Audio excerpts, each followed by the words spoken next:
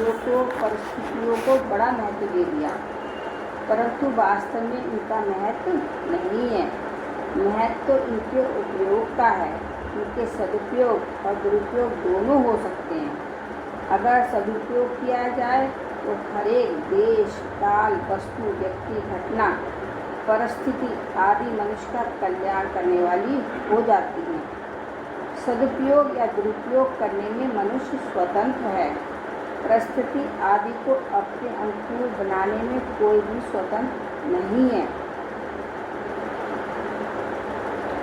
परिस्थिति आदि को अपने अनुकूल बनाने में कोई भी स्वतंत्र नहीं है।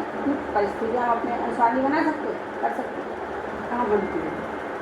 कई बार हो जाता है, कई बार होता है ना, वैसे नहीं बना सकते, लेकिन कई बार बना तो सकते हैं अपनी परिस्थिति नहीं बना होगा वही जो उसकी इच्छा है, होगा तो भाई हम कुछ सोचते हैं कहाँ होता है।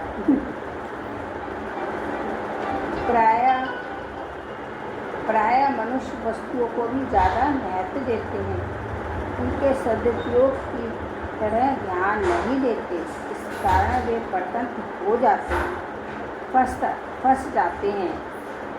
उनके सामने क्या करें, कैसे करें, ऐसी विकट परिस्थिति आ जाती है।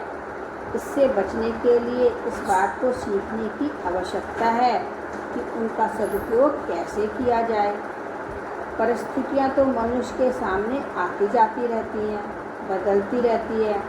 न कोई परिस्थिति एक समान रहती है, न वस्तुएं भी एक समान रहती हैं, न व्यक्ति एक समान रहते हैं, न अवस्था एक समान रहती है। ये सब बदलते रहते हैं।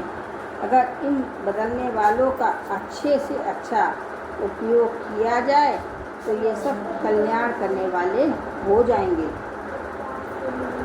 न समय एक सा रहता, न परिस्थिति एक सा रहता, न मनुष्य एक तरह परिस्थिति कुछ भी नहीं, ये बदलते रहते हैं। अगर इन बदलने वालों का अच्छे से उपयोग किया जाए तो सब कल्याण करने वाले हो जाएंगे। सबसे पहले एक बात समझने की है, आप और आपकी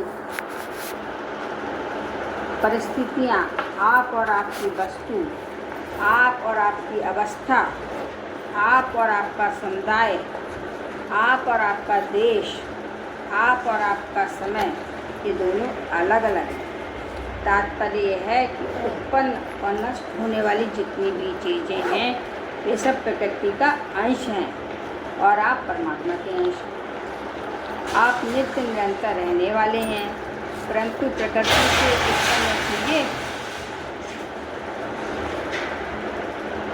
प्रकृति से उत्पन्न चीज़ें नित्य निरंतर बढ़ने वाली हैं, कभी एक क्षण भी एक रूप रहने वाली नहीं है। इनका संयोग और वियोग हरदम होता रहता है। नदी के प्रभाव की तरह इनका प्रभाव हरदम चलता रहता है। आप रहने वाले हैं नित्या सर्वगथा स्थापूर्ण चलो एवं सनातनम। आप अनादिकाल से अचल हैं और ये सब शरीर संसार चल है। आप अनादिकाल से अचल हैं और ये सब शरीर संसार चल है। चल वस्तुओं को लेकर अचल पर असर क्यों पड़ जाता है? क्योंकि चल वस्तुओं के साथ अचल अपना संबंध जोड़ लेता है। शरीर और शरीर में रहने वाले आप ये दो हैं। आप शरीर नहीं और शरीर आपका नहीं है।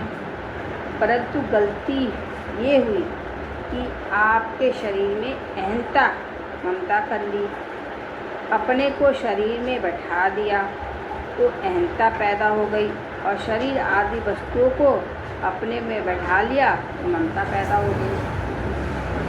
मैं शरीर हूँ ऐसा मान लेने से अहंता पैदा हो जाती है, और शरीर आदि वस्तु मेरी हैं ऐसा मान लेने से ममता पैदा हो जाती है। अहंता को लेकर भेदभाव होता है और ममता को लेकर संघर्ष होता है। ये दोनों ही बंधन कारक हैं। संत महात्माओं ने मैं मेरी का त्याग करने के लिए कहा है। वस्तुओं का त्याग तो स्वतः ही हो रहा है। संसार की मात्र वस्तुएं प्रतिक्षण आपसे विमुक्त हो रही हैं। संसार की मात्र वस्तुएं प्रति क्षण आपसे विमुख हो रही हैं। यह बात बहुत ख्याल करने की, जानने की, समझने की है। मेरे मन में तो ऐसी बात आती है कि रोजाना ही इस बात को कह लूँ, सुन लें और रोजाना विचार करें। ये दृश्य मात्र अदृश्य होने वाला है। ये दर्शन अदर्शन में भर्ती हो रहा है। सबका सब संसार मौत की तरफ जा रहा है।